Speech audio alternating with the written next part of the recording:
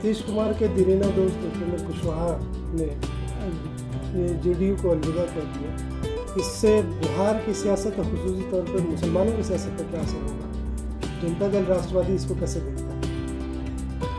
देखिए, उपेंद्र कुशवाहा के आने और जाने से जो तहलका मच रहा है, जो मीडिया में कोहराम मच रहा है, हम इसको दूसरे नज़रिए देखते हैं। हम सोचते हैं कि इससे मुस्लिम समाज को सबक लेना चाहिए, जिनकी कुल तादाद 2 से 2.5% है। कुशवाहा समाज उससे ज़्यादा नहीं, ठीक है ना, कोयरी कुर्मी मिला के 4-5% से ज़्यादा नहीं है, लेकिन उस पर इतना तहलका हो रहा है। जो आप 18% है मुस्लिम समाज, वो कौन आया कौन गया उससे कोई फ़र्क नहीं पड़ता है। बात ये है कि साहब उनके पीछे किसी का हाथ है, ये हल्ला किया जाएगा, तो हाथ आप भी अपने आप को इस लायक बनाइए ना। अल्पसंख्यक समाज के नज़रिए से अगर बिहार की राजनीति में देखेगा तो सबक लेने की चीज़ है, बहुत बड़ा सबक है ये। इसे सबक लें कि जिनका एक विधायक नहीं, जिनका एक एमपी नहीं, कुछ भी नहीं, लेकिन अपने समाज के नाम पे उनको जो है कि नहीं इतनी तरजीह दी गई। गवर्नर कोटे से एमएलसी बनाया गया, फिर वापस भाजपा में जा रहे हैं तो उनका स्वागत हो रहा है, लेकिन 18%। उसकी वजह हम मुसलमानों को समझना होगा, क्योंकि हम जिंदा मुसलमानों को अपना नेता नहीं मानते। हमारे अंदर तब्दीली आई, हम खानकाह परस्ती और मुर्दा परस्ती पे चले गए।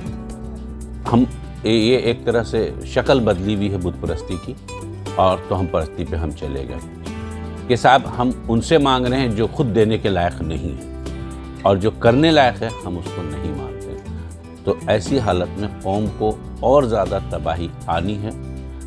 अल्पसंख्यक समाज की हैसियत से जो आपने पूछा, तो अल्पसंख्यक का भला इसलिए नहीं होगा कि यह कौम खुद अपने आप को गर्त में डालना चाह रही है। जो कौम खुद अपने आप को गर्त में डालना चाह रही है, अपने आप को आगे नहीं बढ़ाना चाह रही है, वो हमेशा दूसरों के कंधों पे जा कर के लदे रहना चाह रही, वो दलाली को सियासत समझती है, तो ऐसी कौम का आगे बढ़ना नामुमकिन है।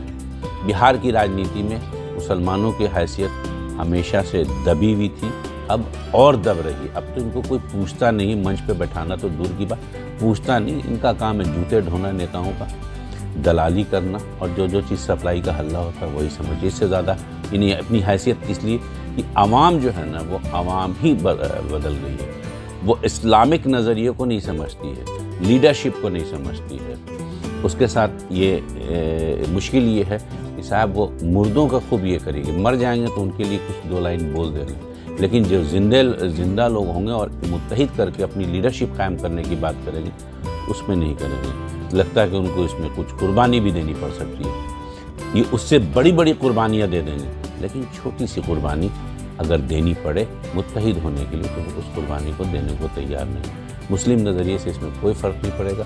मुसलमानों को अभी और गर्त में जाना लिखा है, और वो गर्त में जाएंगे अपने करनी से। इसमें किसी दूसरे का कोई ये नहीं है। उपेंद्र कुशवाहा कल बीजेपी में थे, आज अलग हैं। नीतीश बाबू भी कल बीजेपी के साथ थे, आज अलग हैं।